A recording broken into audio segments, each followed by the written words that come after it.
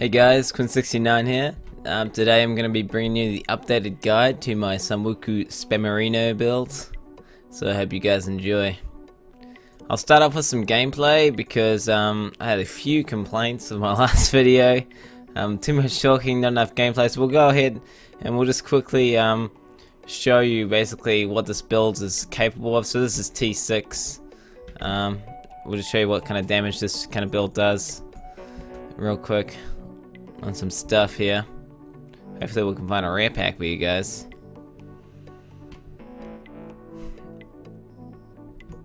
Hopefully we can find a rare pack. It's a pretty damn dense rift. There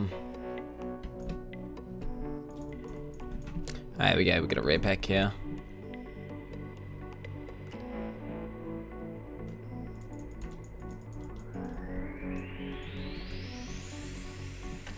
See, I don't know if you can see that rare pack has about 1 billion health. These mobs are, I mean, it basically anything that gets in range of this build, it basically just instantly kind of melts. So we'll show you this last rare pack, and then we'll go over the gear.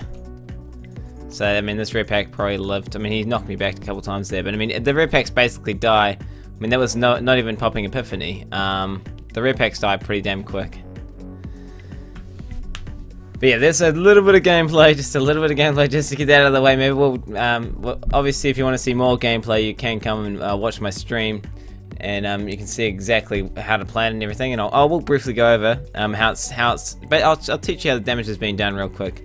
So what I was doing there is I was holding down Fists of Fury, right? So I'm generating Spirit.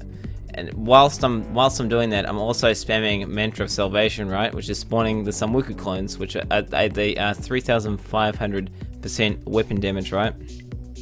Also, I maintain my Sweeping Wind, which gives me 8 spirit per second. Also does 315% weapon damage per second. And that obviously scales with attack speed, so you'll see Sweeping Wind does a significant amount of damage during Flying Dragon procs, so it's a really good damage source as well. And so yeah, basically what I'm doing is I'm punching away with Fist of Fury, spamming my mantra. When the Flying Dragon procs, your Spirit Pool might start going up faster than you can spam your mantra, and that's when you simultaneously spam the mantra and the Sweeping Wind at the same time. Dashing Strike's more than for mobility, and we'll go over all the runes and stuff later.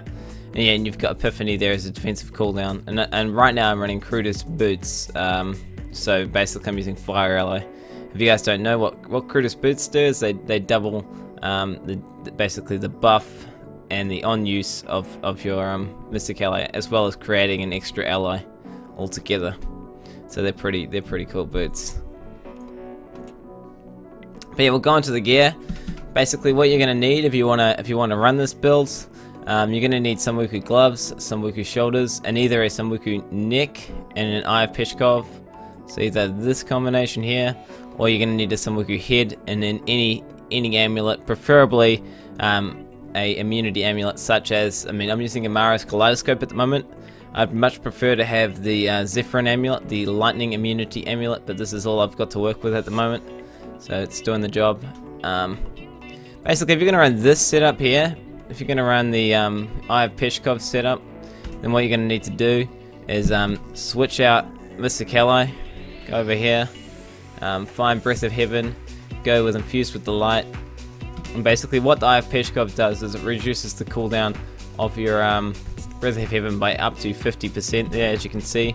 So when I press Breath of Heaven, you can see the buff. It's got quite a lot of uptime. It would have 100% uptime if I had more CDR in my gear.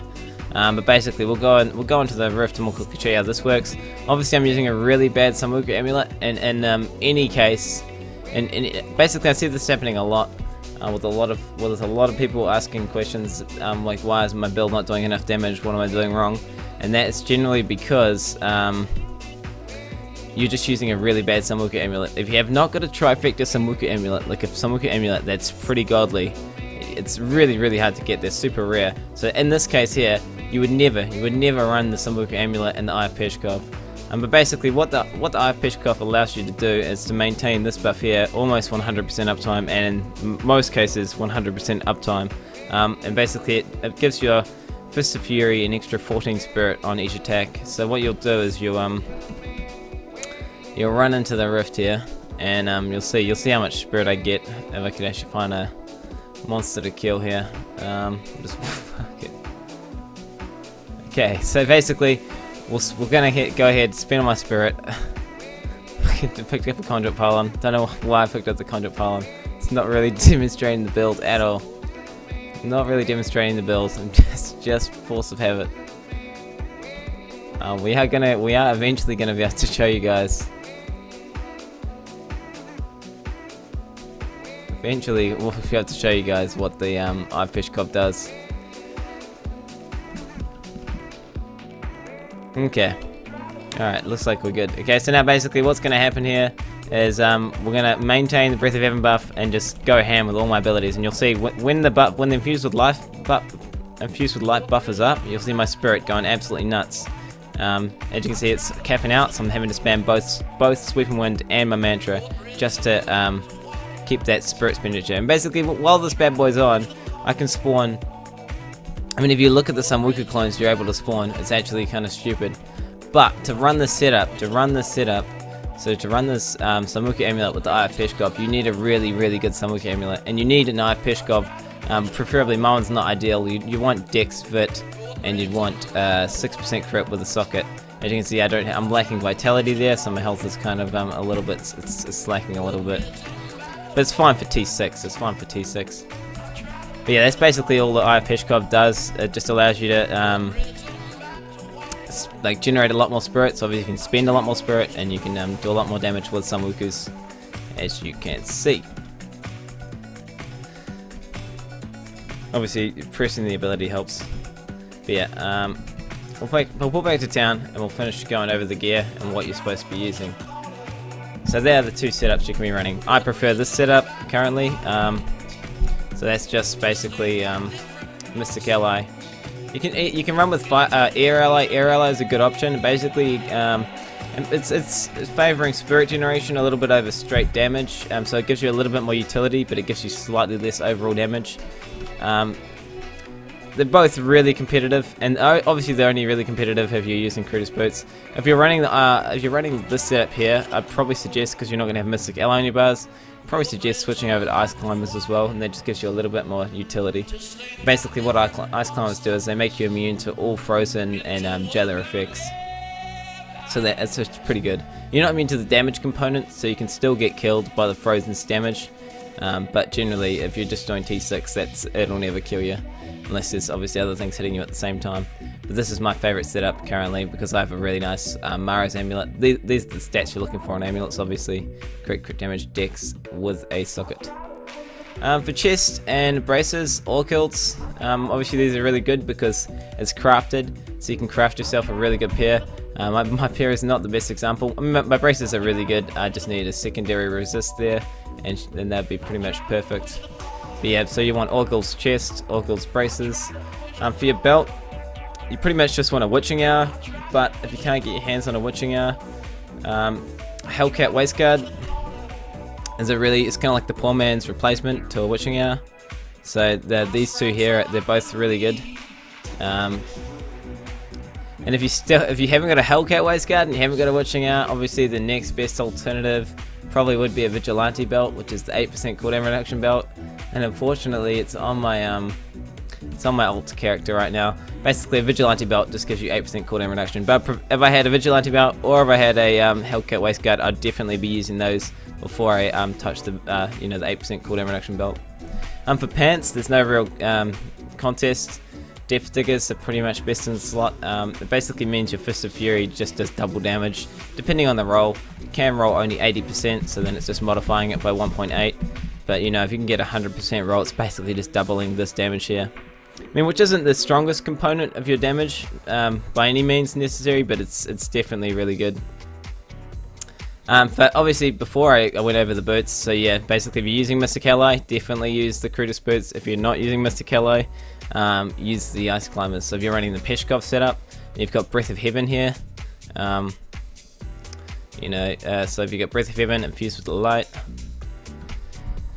then just put the Ice Climbers on. If you're using Mystic Ally, switch the Crutus Boots back on. We'll go over the skills here. There's two really good mantras you can run. Currently, currently I'm using a flying dragon which has life on hit on it. Basically, if you've got a weapon which has life on hit on it, it gives you a significant amount of healing. Because you've got a lot of attack speed, you can have a lot of healing. Basically, this stat will directly change as your attack speed like doubles and stuff. Your healing will literally just double from this life on hit here. So if you've got a lot of healing, obviously a lot of mitigation will help. And the main reason you use this Mantra of Salvation agility rune, the agility rune gives you 35% dodge chance basically. And one of the nastiest things for the spec to fight is electrified. So you have a 35% chance to dodge electrified altogether, which is just amazing. It's pretty damn crazy. But if you've got a different flying dragon, say it doesn't have life on it, or it doesn't have you know, life per spirit spent on it, or you're just going a full 7% attack speed, 10% damage, like full glass cannon setup, then I suggest going Mantra of Healing, Time of Need. Sometimes you can go Heavenly Body.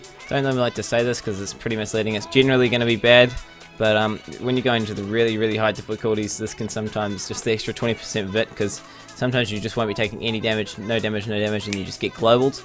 And what that'll allow you to do is just to hopefully survive for those couple of extra seconds, so you can react and pot, or like, you know, use a defensive cooldown accordingly. Sweep and Wind, there's only two options for Sweep and Wind really.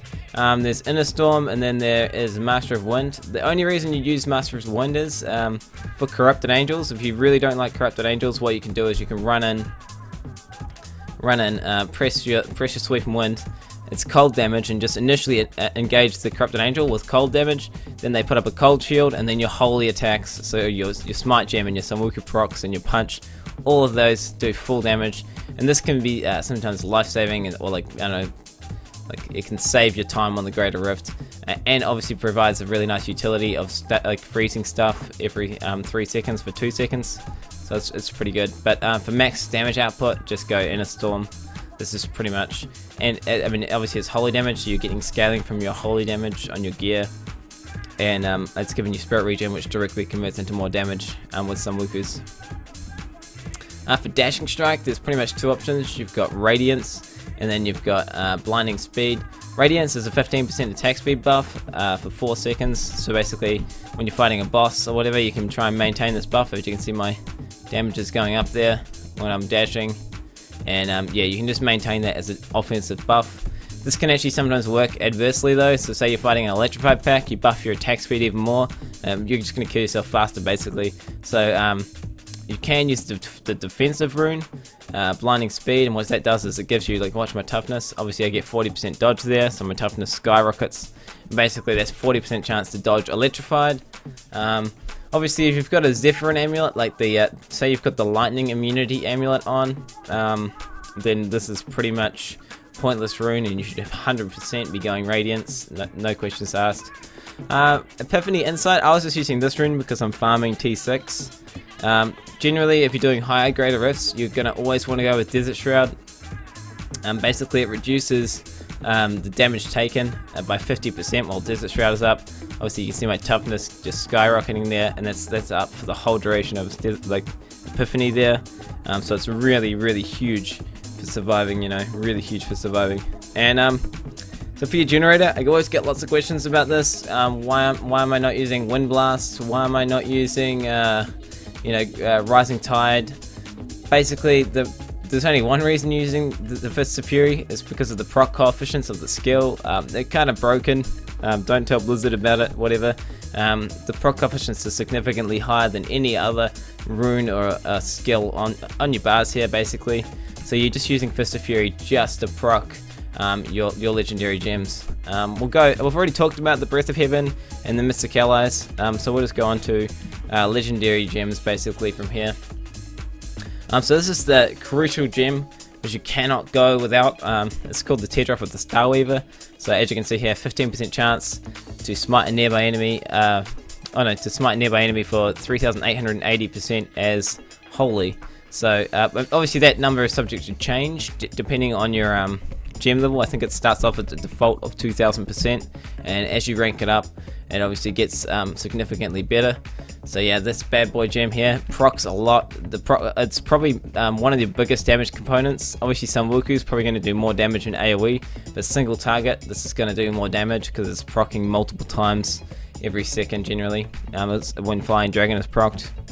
So obviously you need this gem. You don't want it, you need it. This is unquestionable. The spec relies on this gem.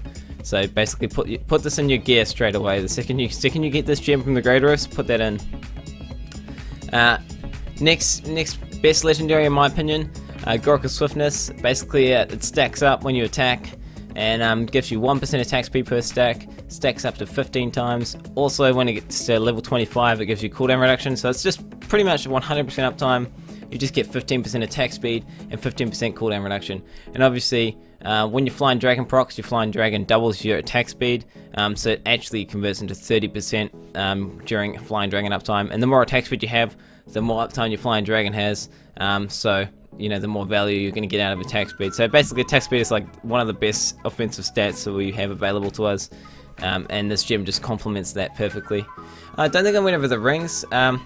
So I get a lot of questions like, why am I dying all the time past G30? I cannot survive G30 and upwards, and that's probably because you do not have Unity and Unity on your. So you have to have one on your follower, you have to have one on your bro here, and then you have to have a Templar cannot die relic. You can obviously use this on any follower you want. You just need the relic. Your follower cannot die. Another option for a follower is the Enchantress, because she actually comes with attack speed, so yeah, it's not a bad one at all. Obviously for my setups, the Ring of Royal Grandeur is mandatory because I like to run with a lot of set bonuses.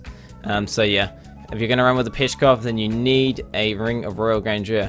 What you can do though, if you don't want to use a Ring of Royal Grandeur, is you can just put a full Samwuku set on like this, and then you can switch out individual pieces here, and you know, you could use a Stone of Jordan or a the Band of the Rude Chambers. But we're not going to go into that because that's pretty advanced gameplay, and that'll just confuse everyone if I start talking about that. And the third gem, it's not 100% confirmed this is the best gem. It's really, really good. Sometimes it can be extremely good, and other times it can be really, really mediocre. Obviously, the bleed is not what you're leveling the gem up for. It's a secondary effect.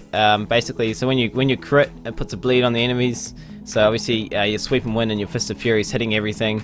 So you've got bleeds on everything almost instantly. So basically, every enemy within you know, melee range of you will give you 3% attack speed, and sometimes in dense rifts, that's a lot of enemies. You know, that's easily 10 enemies and up, so that's 30% attack speed, doubled by Flying Dragon. That's 60% attack speed. So basically, your guy just goes nuts. I've seen my attacks per second. This value here has gone over 6 before with the Pain Enhancer. So obviously, it's a pretty strong gem. But yeah, there's a couple of other gems which are really competitive. Things like Bane of the Trapped. This is just a straight damage multiplier, so obviously when it's upgraded to its highest level, I think it's like it starts getting over the 30% value mark.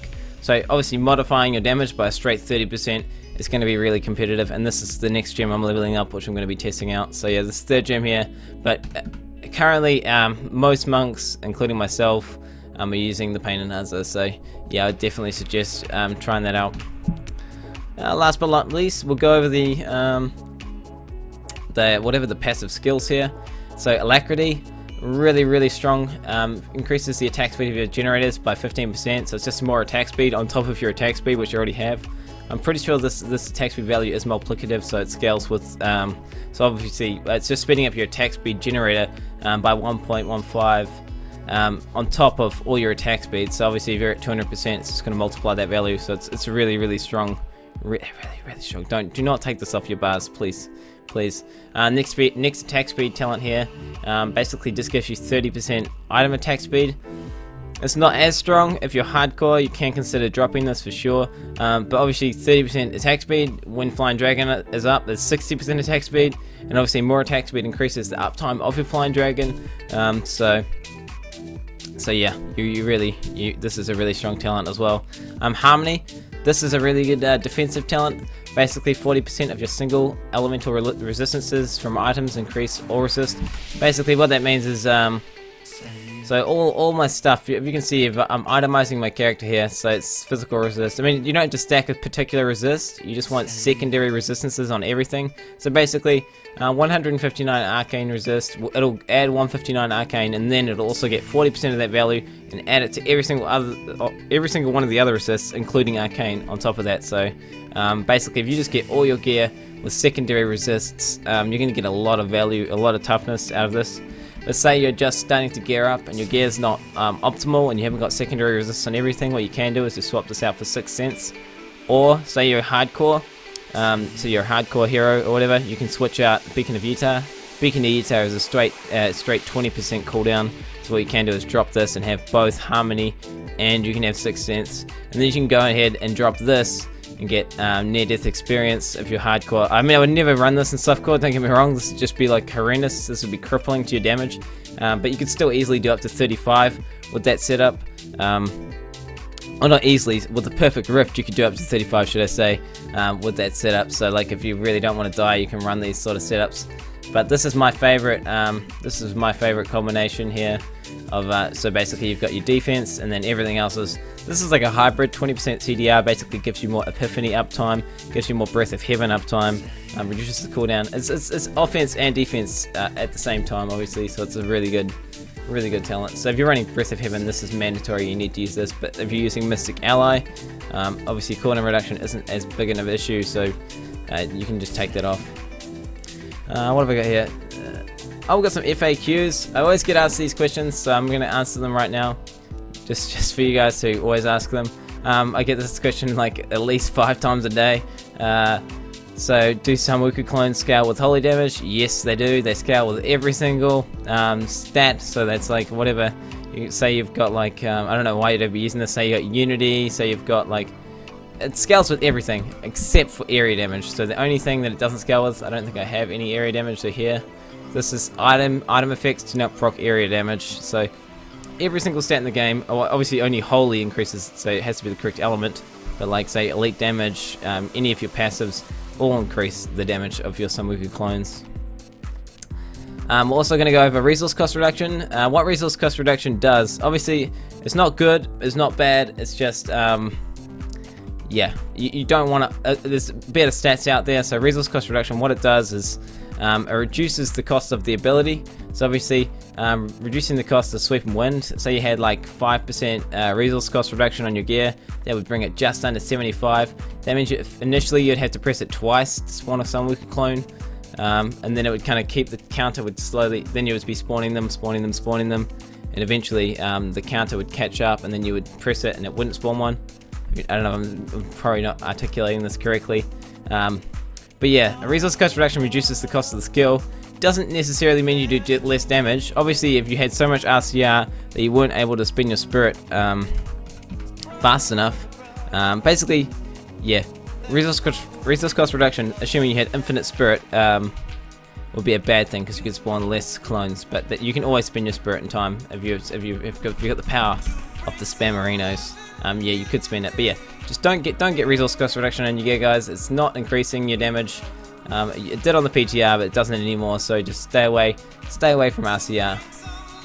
Another question is, can I use inners with the set? And a short and simple answer to that question is, it's not ideal. Obviously, when you're running with Breath of Heaven infused with light, when you press this, you saw my spirit when I did the gameplay before, right? It was going up and up and up and up, and the only way I was able to drop it was with Sweep and Wind. And obviously, if you've got inners on, where's my inners? If you've got inners on, reduces the cost of your Sweep and Wind by 70. So yeah, you try and drop your spirit with your Sweep and Wind, and it just wouldn't spend any spirit, wouldn't spawn any clones. That's another thing people ask me all the time. If I have inner set, does that mean it spawns a shitload of clones because it's basically free? No, that's not the case. It doesn't work like that. It is bad. Beacon of Utah, that's another question I get a lot. Basically, not Beacon of Utah, Chant of Resonance reduces the cost of your mantras by 50%. Does that mean it's more efficient and I still get the same amount of clones for a lesser amount? And that's not the case. Basically, it reduces the cost of the skill by 50%. So you have to press it twice as much to spawn the same amount to basically get that counter up to 75. Yeah, I hope I've answered all the questions and I've showed you a little bit of gameplay, basically explaining how the build works. But yeah, if you want to see more gameplay and you know, you have like a particular question which I have not covered in the guide here, definitely come to my stream, Twitch TV/Quinn69, and check me out. And I answer every single question that anyone asks. Sometimes I'll miss it, so just keep asking till I answer. But yeah, sweet ass guys. Till the next guide. Have a good day.